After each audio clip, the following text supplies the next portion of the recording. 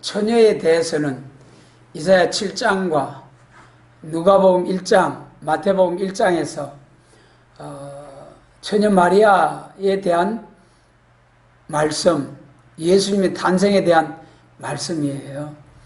근데 이게 오늘 본문 마태복음 25장 1절의 처녀는 육신적인 처녀가 아니고 영적인 처녀, 영적인 처녀에 대한 말씀이거든요. 그럼 여기서 이제 처녀에 들어가기 전에 이 처녀에는 곧 교회예요. 이 처녀가 신랑으로 오신 예수님을 영접한다는 것은 교회가 예수님을 영접한다. 교회는 두 가지 교회가 있습니다. 두 가지 교회. 고린도전서 3장에 너희가 성령의 전인 줄 알지 못하느냐. 우리 한 사람 한 사람이 성령님이 함께 하시는, 우리 마음속에 성령이 가득히 성령 100%짜리가 되면은 이제 중심 성결이 이루어지는 거예요. 중심 성결. 마귀로 충만하면은 마귀종, 마귀 사단의 종 되는 거고요. 그래서 서로 우리 마음 밭이 되는 이것을 차지하려고 하나님의 성령님의 역사와 마귀 사단의 귀신의 역사가 서로 차지하려고 하는 거예요. 우리 마음밭을. 우리 마음에 성령으로 충만해 성령이 당겨지면은 우리 자신이 성전인 거예요. 성전. 그걸 말씀하신 것이 고린도전서 3장. 그 다음에 그런 성전된 성도들이 모여서 예배하는 것이 교회, 성전, 예배당, 예배 드리는 예배당, 교회. 그래서 교회는 눈에 보이지 아니하는 영적인 우리 마음, 심령 속에 한 사람 한 사람마다 성령님이 역사하시는 성전된 교회, 무형교회라고 그러죠. 행사형. 그 다음에 그런 성도들이 모여서 예배드리는 교회, 예배당, 제단, 교회, 두 가지 교회를 두고 말할 수 있습니다. 그러면은 그 중에서 눈에 보이지 아니하는 우리 성도들이 신랑주로 오시는 예수님을 영접할 때는 이 건물된 교회 예배당 자체가 들림받아서 주님을 영접하고 신랑 예수를 영접할 수는 없잖아요. 그러니까 여기 나타난 처녀로서 신랑으로 오시는 예수님을 영접한다는 것은 우리 한 사람 한 사람 성전된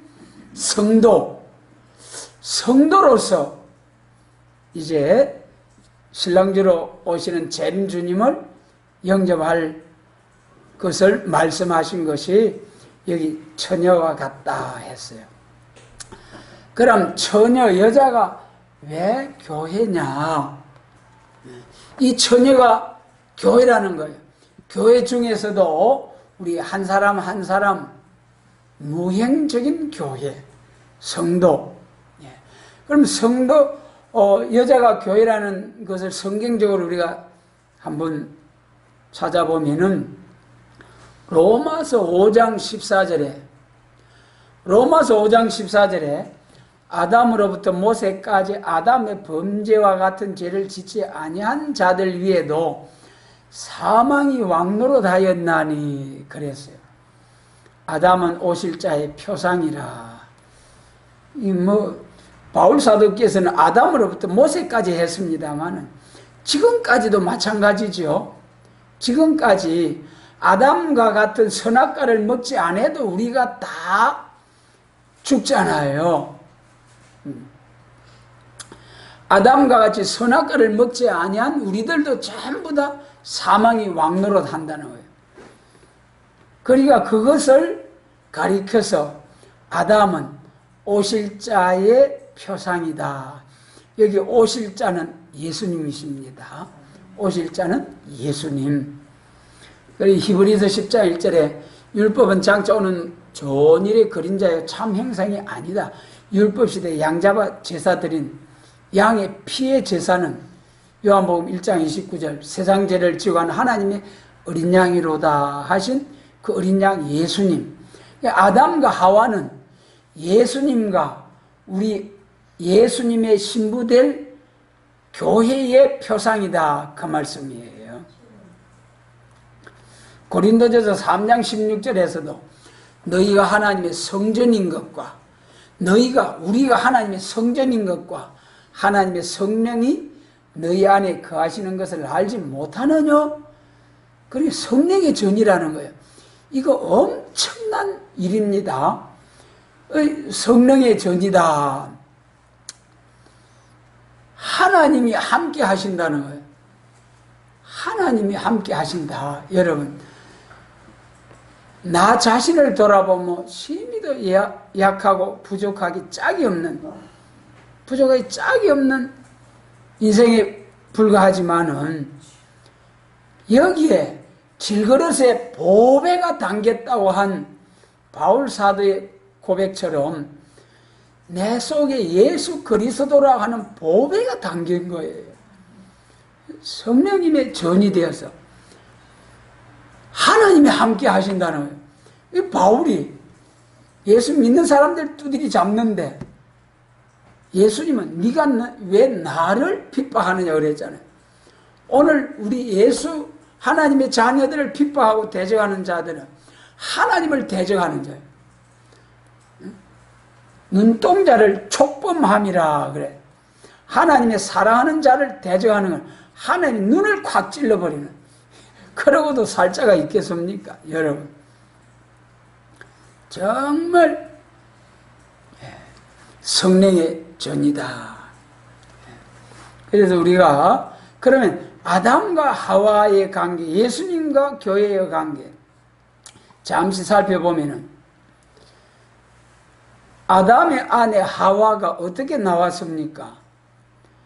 아담이 잠들었을 때 갈비뼈를 취해가지고 이야, 하나님이 얼마나 깊은 잠을 주셨는지 그거 옆구리를 싹 갈라서 갈비뼈를 뚝 부질러가지고 빼내고 살로 채워도 비명도 안 지르고 그러도록 그리 깊은 잠에 빠져. 하나님의 능력은 하실 수 있습니다. 네.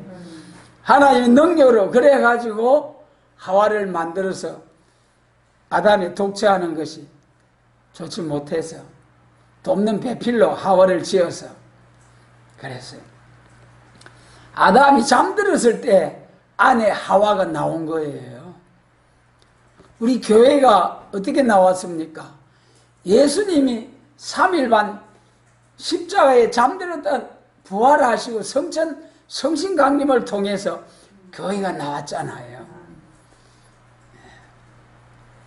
그리고 이제 잠들었을 때에 예수님에게서 나온 것이 교회다.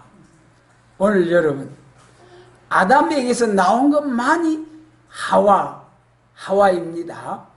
그때 하나님이 모든 만물을 창조하셔서 아름다운 새와 짐승과 화초들도 얼마나 많습니까? 그런 흙에서 난 것으로 하와를 짓지 아니하고 아름다운 것들이 많이 있었지만은 갈빗대를 취하여서 하와를 지었다. 아담에게서 나온 것만이 하와가 될 수 있고 아내가 될 수 있고 둘이 하나가 될 수 있다. 둘이 하나님과 동시에 둘이다. 요한 1서 5장에 보면은 물과 피와 성령 셋이 하나이라 삼위일체를 말씀하셨어요. 셋이 하나이다. 묘하죠. 셋이면 셋인데 셋이면 셋이지 셋이 굳이 하나라 카노. 그래, 그 물과 피와 성령 셋이 하나이다. 그래, 아담과 하와의 관계도 떼놓고 보면은 남편과 아내 둘이에요. 그러나 원칙적으로 거슬러 올라가서 보면은 하와가 어디서 나왔습니까? 아담의 몸에서 나온 거예요. 그러니까 하나라는 거예요. 하나가 둘이고 둘이 하나다. 하나님의 오묘하신 삼위일체 셋이 하나이시다. 아담에게서 나온 것만이 하와고 아담에게서 나온 것만이 아내가 될 수 있다. 예수님에게서 나온 것만이 교회다. 예수님에게서 나온 것만이 예수님에게로 아내가 되어서 예수님께로 돌아가는 역사이다. 그것이 이제 아담과 하와의 관계, 예수님과 교회의 관계. 그래서 아담은 오실자의 표상, 아담과 하와, 아담은 예수님, 하와는 교회. 그걸 좀 더 구체적으로 자세히 말씀해 주신 것이 우리 에베소서 5장을 찾아가지고 보겠습니다. 에베소서 5장 25절. 그래서 먼저 이제 여자가 교회라는 것을 아담과 하와의 관계와 예수님과 교회의 관계를 들어서 말씀을 드리고 있습니다. 에베소서 5장 25절 같이 읽겠습니다. 남편들아 아내 사랑하기를 그리스도께서 교회를 사랑하시고 위하여 자신을 주신같이 하라. 남편들아 아내 사랑하기를 그리스도께서 교회를 사랑하시고 위하여 자신을 주신과 같이 하라. 아내를 위해서 남편은, 그래서 창세기 3장에서 여자는 해상 고통을 당하고 또 남편은 가족을 부양하기 위해서 종신토록 뭐 해야 된다 했습니까? 종신토록이라는 게 늙어 죽을 때까지 가족을 부양해야 할 책임이 남자에게 있다. 이게 이제 남편들아 아내 사랑하기를 교회를 사랑해서 예수님께서 십자가에 죽으심과 같이 남편을 위해서 희생할 수 있는, 죽어줄 수 있는 각오가 돼 있어야 된다는 거예요, 남편들은. 그런데 여기 이제 조금 그 앞에 14절로 14절부터 보면은, 아니 그 앞에 말씀 보면은 22절로 거기 에베소서 5장 22절로 24절 보면은 순서가 있어요. 아내들아 남편에게 순종하고 아예 막 복종해라 그랬어요. 아내들. 그래서 순서 먼저 아내가 남편에게 복종하고, 그래야 하면은 남편은 아내를 위해서 죽기까지 사랑하고. 남편과 아내 된 여러분, 우리 성경이 말씀하는 순서를 지키자. 여러분. 그 다음 이제 26절 또 같이 읽습니다. 26절 27절. 이는 곧 물로 씻어 말씀으로 깨끗하게 하사 거룩하게 하시고 자기 앞에 있는 영광스러운 교회로 세우사 티나 주름 잡힌 것이나 이런 것들이 없이 거룩하고 흠이 없게 하려 하심이니라. 참 여기 참 중요해요. 이 말씀이. 이 말씀이 이제 신부가 되는 거예요. 신부. 영광스러운 교회, 흠과 티가 없는 26절에서 이는 곧 물로 씻어 무슨 물입니까? 생수입니까? 바다 심에서 나오는 심층수라 하나 그런 물입니까? 저 북한의 금강산 물입니까? 여러분, 그런 물 가지고는 우리 사람을 씻어서 예수님의 신부로 만들 수가 없어요. 이것은 요한복음 4장과 7장에 요한복음 4장 사마리아 여인을 앞에 놓고 예수님이 말씀하셨잖아요. 내가 주는 물을 먹는 자마다 영원히 목마르지 아니하리라. 그런 게 그 사마리아 여자가 아이고 그런 물도 있습니까? 내가 남편이 5이나 돼가지고 동네 사람 창피해서 물 길러는 못 나오겠는데 그거 물 한 건 그거 좀 주셔가지고 다시는 물 길러러 나오지 않게 해주소서. 그래서요. 그러니까 예수님이 내가 주는 물은 영원히 목마르지 아니한다. 그래가지고 그 예수님이 전도하는 방식을 우리 요한복음 4장에서 배우셔야 됩니다. 예수님이 그 미꾸라지 같이 요리 빠지고 저리 빠지고 그러면서 그 예수님의 그 변론에서 벗어나려고 했었는데 그래도 또 이제 변론을 하고 그래가지고 결국 나중에 그 여자가 어떻게 됩니까? 물동이를 버려두고 동네에 가서 내가 만난 이 사람을 와서 보라. 내가 그리스도 메시아를 만났다. 동네 가서 막 전도해. 동네는 다 나와서 동네가 다 전도가 되었어요. 그래서 사마리아로 가시던 예수님이 그 동네에서 머물러 가지고 복음을 전하고 그래가지고 가셨어요. 거기서 내 배에서 생수가 영원히 목마르지 않은 생수가 솟아나리라. 그 다음에 이제 요한복음 7장에 절기 끝날에 예루살렘에 절기를 지키러 가서 절기 끝날에 예수님이 성전에 가서 참 복음을 전하실 때에 그때 절기 끝날에 예수님이 외칠 때에 누구든지 목마르거든 내게로 와서 마셔라. 그러면서 저희 배에서 생수가 솟아나리라. 이는 저희의 받을 성령을 가리키심이라 그랬어요. 이제 물은 하나님의 말씀과 성령이다. 그렇게 요한복음 4장과 7장에서 말씀을 통해서 우리가 증거할 수 있습니다. 여기 26절에서 이는 곧 물로 씻어. 그래서 저 백두산 샘물, 태평양 심해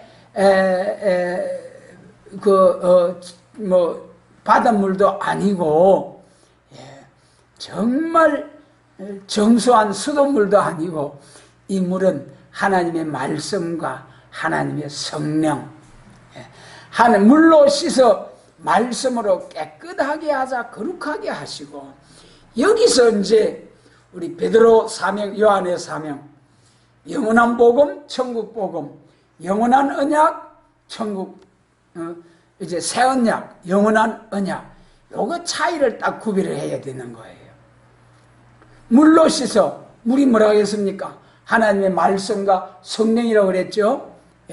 성령을 2번 부어준다는 게 어디예요? 요엘서 2장 28절로 29절.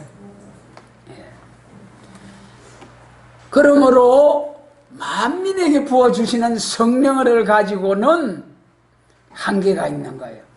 만민에게 부어주시는 성령 받아가지고는 중심성결. 우리 영혼의 죄를 씻어주시는 역사. 초림주로 오신 예수님의 십자가는 우리 영혼의 죄 문제를 해결해 주십니다. 그 다음에 이제 예수님 재림하실 때 남종과 여종된 자들에게 또 한 번 성령의 역사를 부어주신다는 거예요. 그래서 이 물과 성령으로 하나님의 진리의 말씀과 성령으로 깨끗이 씻음을 받아야 된다. 오늘날까지 2000년 동안 사도행전 2장의 성령, 만민에게 부어주는 성령, 오늘날까지 말씀으로서 우리 제사함 받는 것은 마태복음 4복음서와 편지서로서 영혼구원과 세계적인 복음 확장 운동, 이것이 초림주로 오신 베드로 사명, 이거 잘 따라오시는지 모르겠네요. 이거 잘 구별하셔야 됩니다. 이제 앞으로 이 천국복음, 베드로 사명, 만민에게 부어주시는 성령의 사명은 어디까지입니까?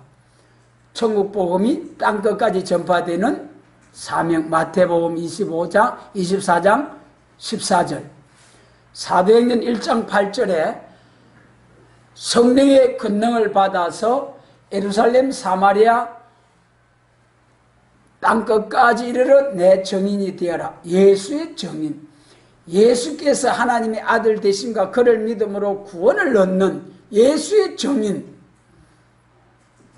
그러므로 오늘날까지는 예수교 장로회, 예수교 감리회 이렇게들 말씀하지 않습니까? 예수교 전부 예수교, 예수님 이름으로 구원받고 예수님 이름으로 제사함 받고 예수님 십자가 보혈로 제사함 받고 전부 예수님 이름으로. 물론 예수님 재림하실 때도 예수님 재림 예수님이시죠. 그러나 예수님 재림하실 때는 성령의 역사가 다르다는 거예요. 성령이 다르다 하면 안 됩니다. 성령님의 역사가 달라요. 성령은 동일하신 성령, 성부, 성자, 성령, 동일하신 성령님이에요. 그런데 역사가 다르다는 거예요. 재림하실 때에 예수님의 성령님의 역사는 이사야 11장의 7명의 완전 역사로서, 그 성령의 역사를 받으면 무슨 권세? 철장의 권세. 사도행전 2장 만민에게 부어주시는 성령의 역사를 받으면 무슨 권세? 자녀 권세. 여러분 확실합니까? 자녀 권세. 이 시점에 천국 복음이 온 세상 전파되고 땅끝 동방 땅끝 기독교 종말에 하나님이 쓰시려고 예비한 이 나라에까지 복음이 전파된 오늘에 있어서 이제는 우리가 물로 씻어 말씀으로 깨끗하게 하신다는 말씀이 영육 구원의 말씀으로 발전해 나가야 됩니다.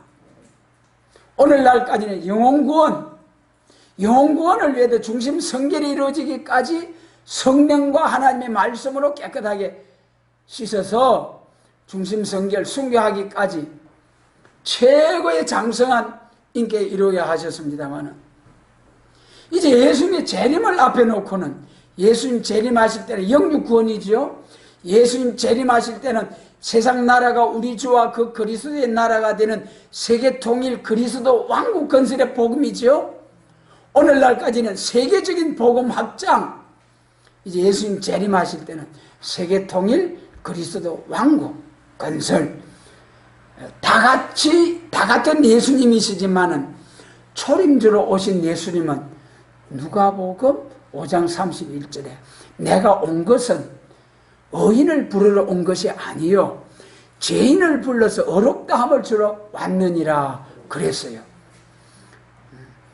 다 같은 예수님이 오시는데 재림하실 때는 눈이 막 부리부리하고 막 광채가 나고 막 입에 양날선 금이 있고 막 발은 빛난 주석, 막 모든 것을 살라버릴 수 있는 그런 빛난 주석과 같은 불기둥, 무서운 왕과 심판의 주님으로 오시는 모습, 똑같은 예수님이라니까. 똑같은 예수님, 초림주로 오신 예수님은 온유하시니 사도 요한이 예수님의 품에 누워가지고 같이 먹고 마시고 품어주고 안아주시고, 예수님 재림하실 때 요한계시록 1장 18절 9절 그게 뭐라고 했습니까? 똑같은 사도 요한인데 재림하실 예수님을 보고는 어떻게 됐습니까? 아예 죽은 자 같이 되어버렸어요. 여러분, 예수님의 품에 의지하여서 참으로 대화하고 먹고 마시고 하던 그 똑같은 예수님이신데, 요한계시록 1장에서는 그 예수님 보고 사도 요한이 60년 전이죠. 60년 예수님 만나가지고 3년 동안 같이 다니면서 먹고 마시고 한 것은 요한계시록을 받기 60년 전이에요. 그래서 예수님이 성천하신 후에 60년 후에 90노령이 되었을 때, 그때 사도 요한이 얼마나 예수님을 사모하고 얼마나 예수님을 잘 믿었겠습니까? 그런 사도 요한인데도 진짜 재림하시는 예수님이 아니고 재림하실 주님의 모습만 보고도 죽은 자같이 되어버린 거예요. 여기서 데살로니가 전서 4장 15절로 16절을 딱 봐야 돼요. 그 비교를 해야 돼요. 또 고린도전서 15장 51절로 56절 거기 뭐라 했습니까? 예수님 재림하실 때 믿는 자들 다 들림받는다. 천만의 만만의 말씀. 그렇게 믿고 가는 사람은 다 떨어져서 666 표받습니다. 정말 위험한 말씀입니다. 예수님 재림하시기 전에 재림하실 때는 계시록 11장과 같은 사람이 들림받고 계시록 12장과 같은 사람이 1260일 예배한 곳에다 보호받는다. 이렇게 가르치고 이렇게 믿어야 예수님 재림하실 때 환난날에 남아서 그리스도 왕국 천년 안식 시대에 들어가게 됩니다. 그렇게 그것이 엄청난 루터 칼빈 이런 사람들도 천년 왕국 없다고 했어요. 그래서 예수님 재림하실 때는 지난주에 본 말씀 어두운 데 비치는 등불과 같은 확실한 예언의 말씀이 있어서 샛별이 떠오르기까지 예언의 말씀은 함부로 사살에 풀지 말아라 그랬잖아요. 베드로 사도께서도 예언의 말씀은 재림에 관한 말씀은 재림에 관한 징조는 내가 봤다. 분명히 재림이 있다. 그때 모세도 부활하고 엘리야도 부활한다. 첫째 부활에 참여하는 자들이 있다. 그거는 내가 분명히 징조는 봤다. 그러나 예수님이 재림에 관한 확실한 예언은 내가 잘 모르겠다. 재림할 때 가면은 확실하게 하나님이 가르쳐 줄 때가 올 터이니 그때까지는 주의해라. 그때까지는 사설을 풀지 말아라. 딱 그러고 베드로 사도는 사명의 한계를 넘지 않았어요. 또 한 번 말씀드립니다. 예수님도 사명의 한계를 확실히 알은 것이 성경 어디입니까? 누가복음 4장에서 누가복음 4장이 5장인가 갈릴리에서 복음을 전할 때에 이사야 61장 딱 읽다가 초림주로 오신 사명 2절 상반절 은혜의 해와 거기까지만 탁 읽고 덮어버렸잖아요. 그 다음에 신원의 해 요거는 재림하실 때거든요. 또 한 번 세례 요한도 자꾸 말씀드립니다만은 이 사명의 차이점이 너무 중요한 거예요. 너무 중요한 거예요. 세례 요한도 자기 제자들이 예수님께로 다 갈 때 제자들이 와서 제자들이 안타까워가지고 아이고 선생님 당신이 제자 세례 준 예수님한테는 다 가버립니다. 큰일 났습니다. 세례 요한은 자기 사명의 한계를 딱 알았기 때문에 조금 더 서운해하지 아니하고 그는 흥하여야 하겠고 나는 쇠하여야 하리라. 다 메시아 따라가거라. 나는 이사야 40장 3절에 광야에서 외치는 자의 소리일 뿐 광야에서 외치는 자의 소리일 뿐 메시아가 아니다. 그러면서 예수님을 향하여 세상 죄를 지고 한 하나님의 어린 양이로다 증거하고 딱 자기는 목빔을 당하잖아요. 그래서 이 중요한 것이 오늘의 한국교회와 세계교회가 이 시점에서 사명의 차이점을 바로 알자. 유대교회가 왜 망했습니까? 예루살렘 교회가 왜 로마 근데 완전히 망했습니까? 율법 시대와 은혜 시대를 구분하지 못하고 이 메시아 약속대로 선지자들이 예언한 약속의 말씀대로 메시아가 왔지만은 그 예수님을 대적하고 반대하고 십자가에 못 박게 한 것이 누굽니까? 하나님의 백성이라고 하는 선민이라고 하는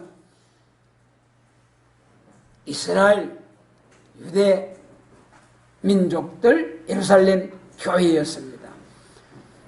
알파와 오메가 초림주로 오실 때에 된 모습처럼 재림하실 때도 믿는다고 하는 하나님의 백성들이 재림주에 관한 진리를 알아보지 못하고 대적하다가 유대교인처럼 예루살렘 교회처럼 망한다는 것이 성경 예언의 말씀입니다.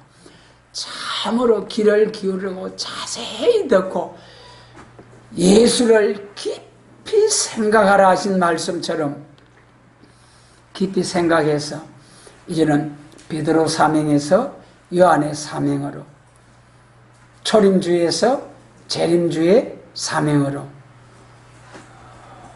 발전을, 영혼 구원에서 영육 구원으로, 세계적인 종교에서 세계 통일, 그리스도 왕국 건설의 기독교로 발전해야 된다. 발전해야 된다. 그러므로 물로 씻어 말씀으로 깨끗하게 하사. 물로 씻어.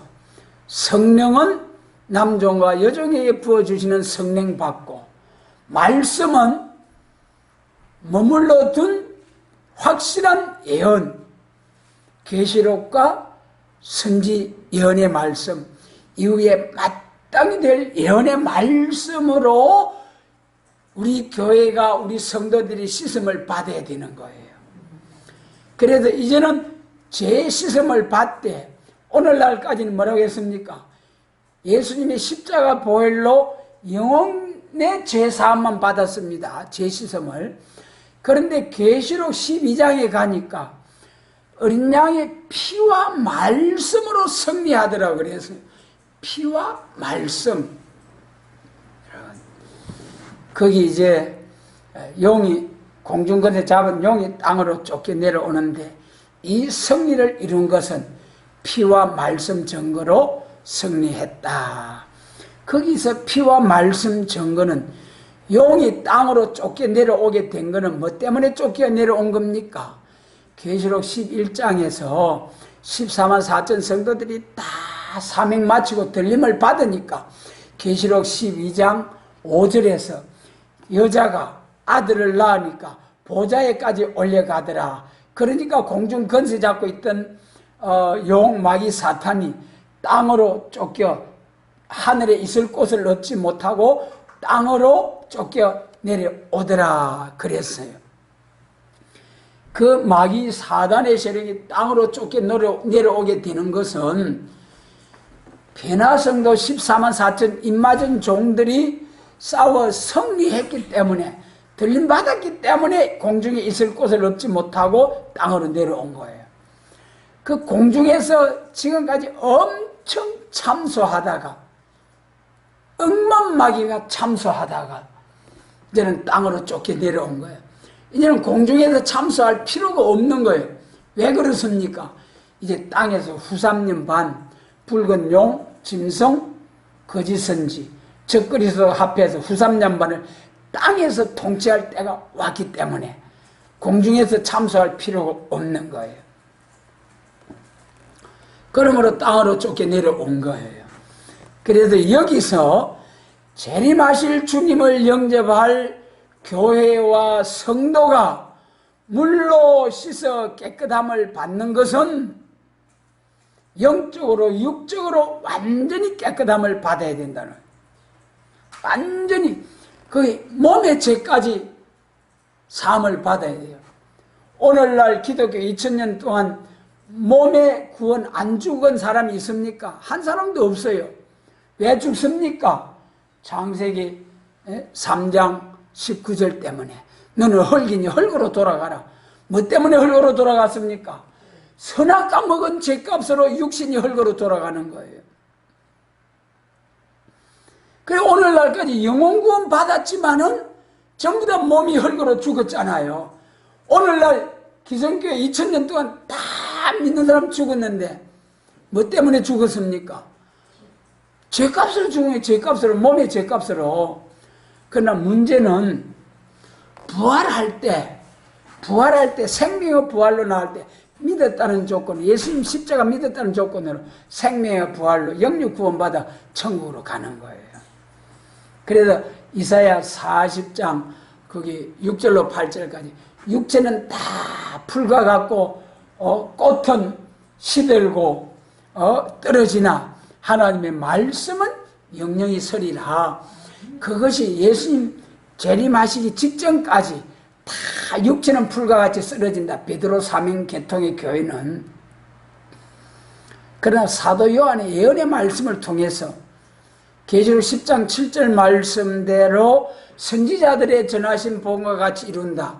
선지서 이사야 4장 4절에 보면 심판의 영과 소멸의 영으로 뭐한다고 그랬습니까? 예루살렘 딸들의 피까지 정결케 한다네. 피까지. 그 피가 뭡니까? 선악과 먹은 원죄 아래 태어난 사람들은 전부 다 원죄 피 속에 죽음의 질, 죄의 질이 있어가지고 전부 육체가 죽게 되는 거예요. 그런데 이사야 4장 4절에 하나님 믿는 백성들의 심판의 영과 소멸로 피까지 정결케 한다. 선악과의 죽음의 질이 싹 없어져 버리는 거. 할렐루야, 여러분. 그래, 이런 말씀으로 우리가 육신의 죄가 죄지고 거기다가 죄가를 떠난 자에게 이사야 59장 구속주가 임한다. 구속주가 임하고 신이 임하고 말씀이 임한다. 할렐루야. 그 다음에 무슨 순서가 나옵니까? 이사야 60장에서 일어나라 빛을 발하라. 할렐루야. 여러분, 열방과 열족이 쫙 들어오면서 아들 딸들 메고 어깨에 메고 안고 무거운 것은 배로 싣고 저 비둘기같이 날아오는 자들이 누구뇨? 그리 막 동방에서 말씀의 영광이 나타난 곳을 향해서 열방과 열족이 돌아온다는. 그때 이사야 60장 보면은 내가 내 집을 영화롭게 하리라. 그 집이 우리 하나님의 집, 하나님 재림주를 영접하는 교회. 그 다음에 두 번째, 내가 내 종들을 영화롭게 하리라. 그때 우리가 영화롭게 됩니다. 어떻게 영화롭게 됩니까? 이사야 43장에 보배롭고 존귀한 자, 이사야 52장에 지극히 존귀한 자, 말라기 3장에 그게 특별한 소유가 되어서 올라오라는 음성을 듣고 다 사명 마치고 구름 타고 올라가는 지극히 영광스러운 교회. 여기 27절에 자기 앞에 영광스러운 교회로 세우사. 그때 우리 성도들이 영화롭게 영광스러운 한 사람 한 사람이 교회가 되고, 그런 사람들이 모인 곳이 무슨 교회입니까? 계시록 1장 20절에 촛대교회, 스가랴 4장 2절에 순금등대 교회, 계시록 12장 1절에 해를 입은 여자. 할렐루야. 여러분, 이 비밀을 알게 해주신 하나님께 감사를 드립니다. 그래서 여기 물로 씻어 말씀으로 깨끗하게 하사 거룩하게 하시고, 거룩한 성도, 최고의 거룩한 성도, 예수님 재림하실 때 최고의 거룩한 성도, 우리 조직신학의 중생, 장성, 그 다음에 뭡니까? 성결, 그 다음에 역사가 따라오는 거예요. 최고 성결 단계에 들어가야, 몸의 죄가 씻어져야 역사가 따라옵니다. 그 역사가 무슨 역사입니까? 세계 통일의 역사요, 철장의 건세요, 왕국 건설의 역사입니다. 역사. 그 역사가 곧 이제 신부된 성도로서, 신부된 교회로서 예수님의 재림을 영접한다. 그래, 티나 주름 잡힌 거나 이런 것이 없이 거룩하고 흠이 없게 하려 하심이라. 그래, 물로서 자꾸 우리 자신을 씻어야 됩니다. 물이 뭐라고 했습니까? 성령과 하나님의 말씀. 하나님의 말씀과 성령의 역사로 날마다 우리 자신을 돌아봐야 되는 거예요. 예수님도 뭐라고 했습니까? 날마다 나를 따르려는 자는 내 십자가를 지고 나를 따르라. 너희 아버지의 온전하신 같이 너희도 온전하라. 우리가 어떻게 온전합니까? 절대로 할 수가 없어요. 그러니까 날마다 십자가를 지고 날마다 내 자신을 십자가에 못 박고 죽고 죽으라는 거예요. 날마다 죽으라는 거예요. 날마다. 죽어야 삽니다. 죽어요. 죽고자 하는 자는 살고 살고자 하는 자는 죽는다 했죠. 예수님이 죽으시니까 부활의 영광, 만왕의 왕, 만주의 주가 되셨어요. 그래서 여러분, 에베소서 5장에 이 안에는 물로 씻어서 깨끗하게 해서 영광스러운 교회로 세우사 주님 앞에 서게 한다는 거예요. 그 다음에 이제 아내, 에베소 5장의 아내죠. 그래서 이제 제일 처음에 여자라 하면은 우리 육신적인 남자와 여자. 그 다음에 이제 여자가 교회라는 것이 로마서 5장, 또 고린도전서 3장, 우리 사람이 교회고 예수님의 아내다, 교회다. 그리고 이제 깨끗하게 물로 씻어서 영광스러운 교회가 돼야 된다. 그 다음에 오는 것이 이제 오늘 본문에 열 처녀와 같다 하리니 그랬어요. 이렇게 흠과 티가 없는 교회가 되었을 때 비로소 예수님의 신부가 되어서 신랑으로 오실 때에 신랑 주님을 영접한다. 예. 그러므로 처녀도 아내도 신부도 다 같은 영적인 교회다. 아내가 되기까지는, 아내에서 신부가 되기까지는 물과 성령으로 이제 성령과 하나님의 말씀으로 우리 자신이 깨끗하게 완전히 흠과 티가 없는, 계시록 10장에서는 뭐라고 했습니까? 말세 사명자들 얼굴이 해와 같이 다도 그랬죠. 얼굴이 해와 같다. 우리 자신이 해와 같이 돼야 돼. 해와 같이 한 점 흠없이. 그래야 계시록 22장에 가감 없이 다시 연할 수 있는 사명자가 되는 거죠. 이런 여자, 처녀, 아내가 되었을 때에 비로소 신랑으로 오시는 재림예수를 영접할 수 있는 처녀가 된다. 신부가 된다. 그래서 예수님 재림을 영접할 교회, 성도는 완전해야 됩니다. 완전히 흠과 티가 없어야 돼요. 그런데 이제 예수님 재림을 영접하는데도 두 길이 있죠.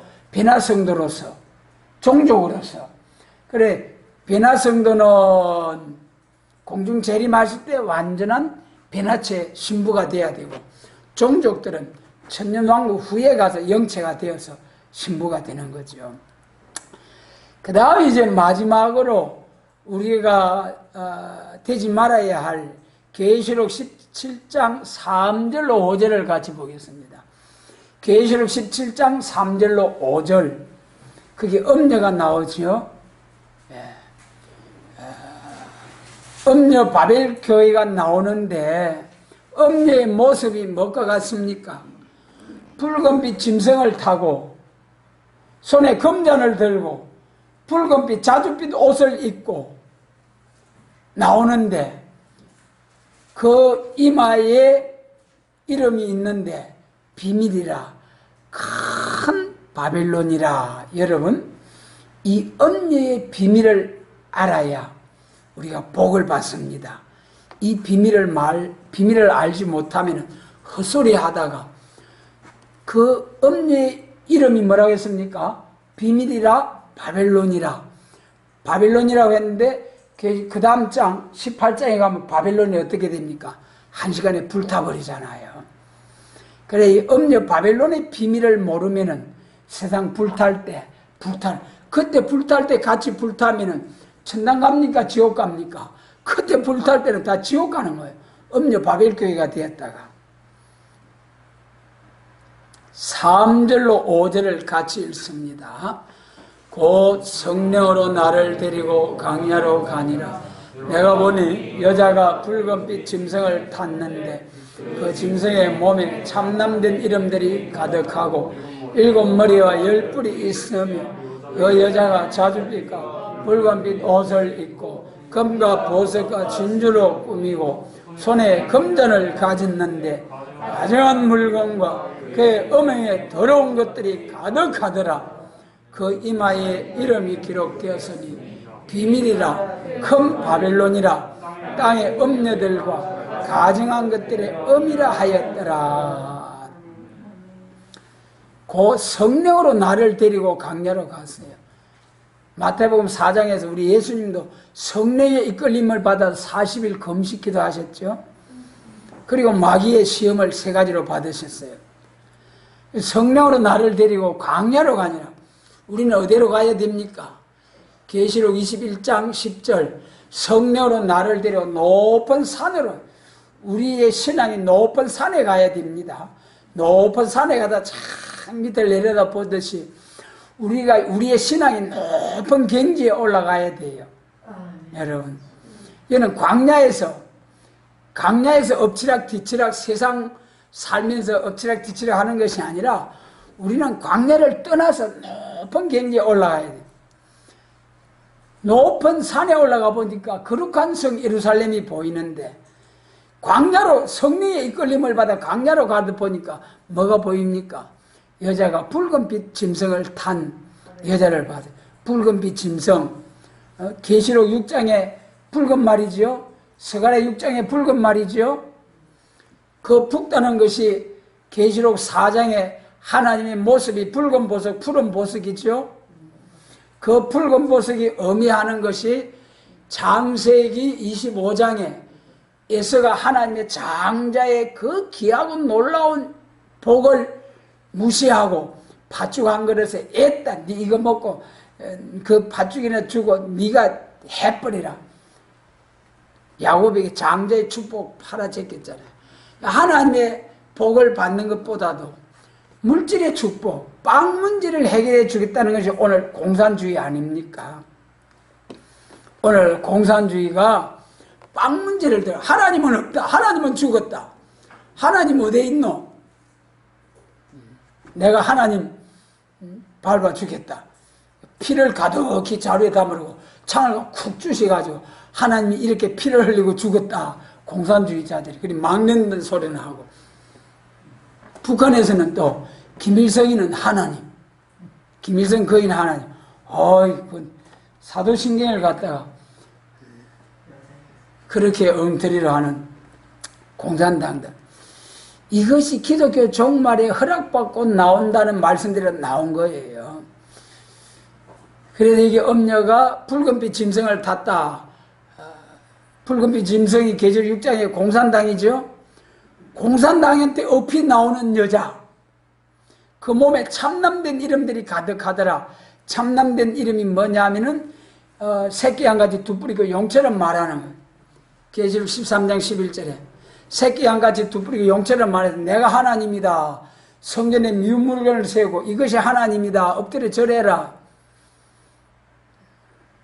7머리와 10뿔이 있으며 그 여자는 자줏빛과 붉은빛 옷을 입고, 자줏빛과 붉은빛, 붉은 사상, 이거 사상이에요. 사상. 우리는 무슨 옷 입어야 됩니까? 어린 양의 피의 옷을 씻어 흰옷을 입어야 되고, 흰옷을 입어야 되고, 재림하실 때 신랑주로 영접할 자들은 거기서 더 나가서 무슨 옷입니까?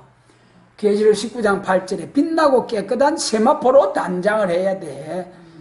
그래야 들림받아서 신랑으로 오시는 주님을 영접하는 거예요. 빛나고 깨끗한 세마포를 입어야 돼. 그냥 흰옷, 그냥 어린 양의 피에 씻은 흰옷 입으면 종족되는 거예요. 빛나고 깨끗한 세마포는 성도의 옳은 행실, 왕권은 상급으로 주는 거잖아요. 영혼구원은 믿음으로, 값없이 공로로 없이 예수님은 공로 보고 믿었다는 조건으로 거저 주시는 거고, 왕권의 영광은 행함 따라 주는 상급으로 왕이 될 만한 일을 했기 때문에 상급으로 주는 것이 왕권이에요. 행한 일이 없으면 절대로 왕권을 받지 못합니다. 이 자줏빛과 붉은빛 옷을 입고, 오늘날 이것이 계시록 6장의 청황색 말이에요.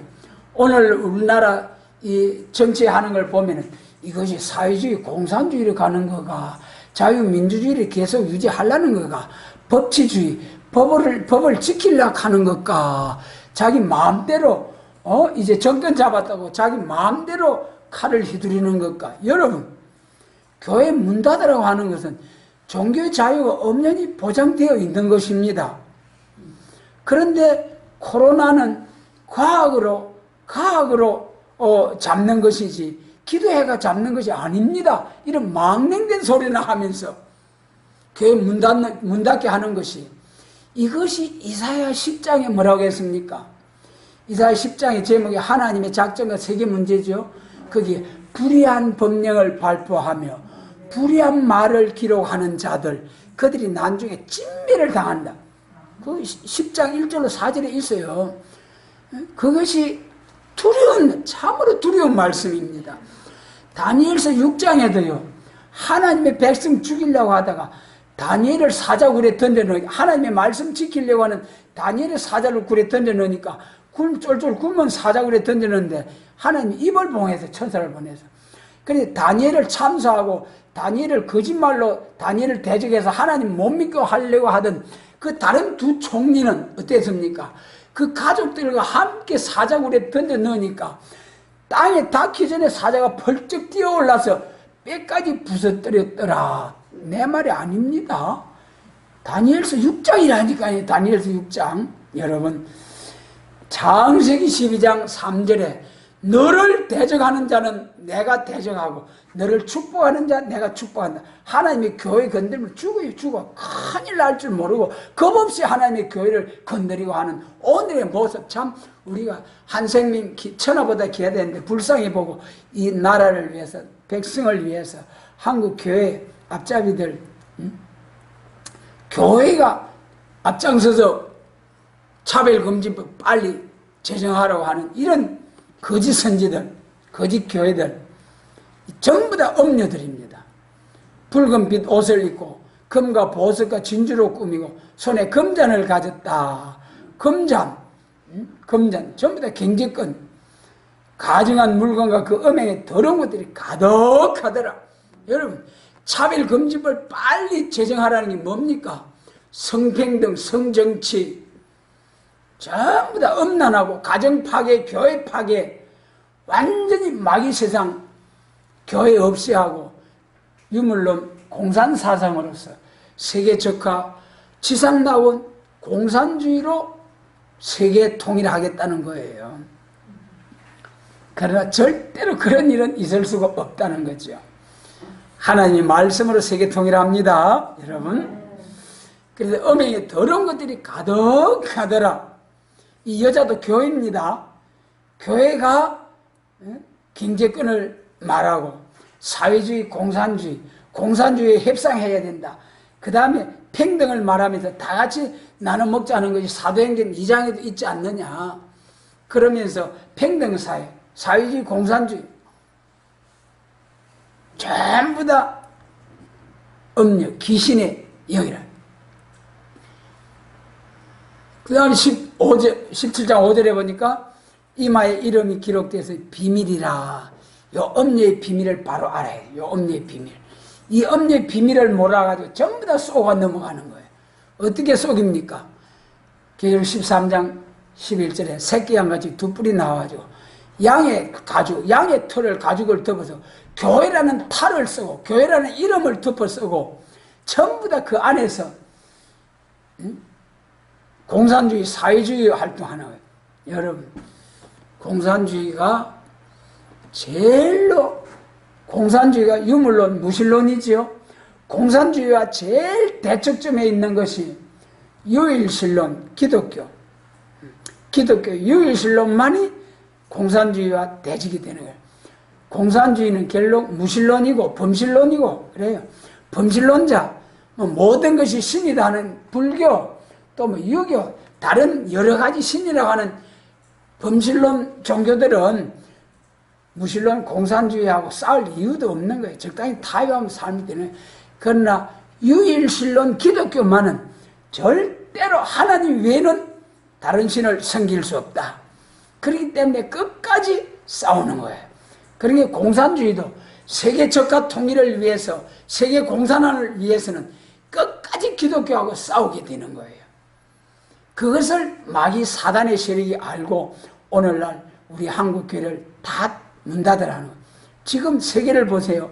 저 유럽 교회는 이슬람화되고 평등법이 제정되어가지고 전부 다 교회가 이슬람 사원으로 팔려나가고 뭐 스케이트장 또 술주점으로 팔려나가고 그게 다 피폐화됐습니다.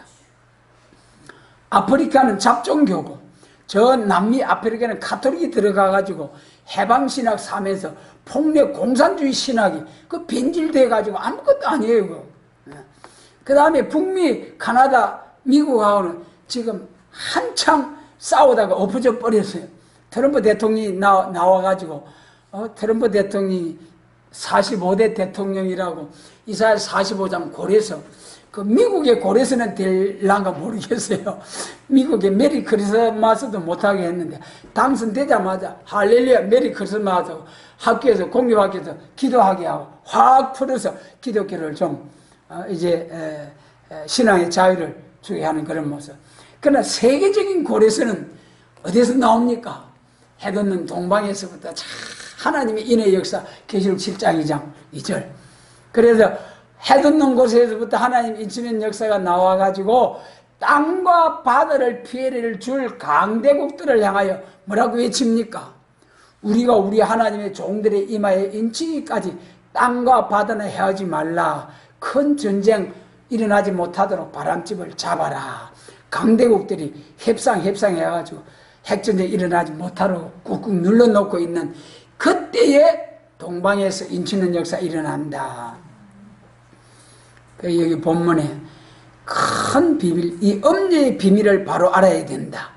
큰 바벨론이라 아까 말씀드린 바와 같이 이 바벨론은 계시록 18장 10절과 그 이후에서 한 시간에 확 불살라버리고 베드로후서 3장처럼 그날에 하늘이 불에 타다 부러지고 체질이 뜨거운 불에 녹아지려니와 우리는 그의 약속대로 의에 가는 바 새하늘과 새 땅을 바라보도다. 할렐루야. 여러분 이사야 65장 17절 이하에서 보라 이제 내가 새하늘과 새 땅을 창조하느니 우리 성가 35장 에덴 동산 다시와 적하구리 흐르는 그 영광의 그 동산의 왕권을 복주시려고 우리를 부르시고 지혜와 계시의 영을 주시고 가리워진 맨발과 휘장을 싹 제하셔서 사망을 영원히 멸하는 산에서 나타난 골수가 가득한 기름진 맑은 포도주로 이렇게 잔치 예배드리게 해주신 하나님께 감사를 드립니다. 여러분 우리가 다 25장 1절에 흠과 티가 없는 처녀로서 신랑으로 오시는 신랑 주님을 아내와 신부 단장을 빛나고 깨끗한 신부 단장 세마포로 단장해서 할렐루야 아멘 주 예수여 오시옵소서 신랑으로 영접해서 1000년 동안 혼인잔치 들어가는 사명자들이 되게 하시고 이런 사명자들을 많이 일으키는 사명자 용사들 교회가 되게 해주시기를 원합니다.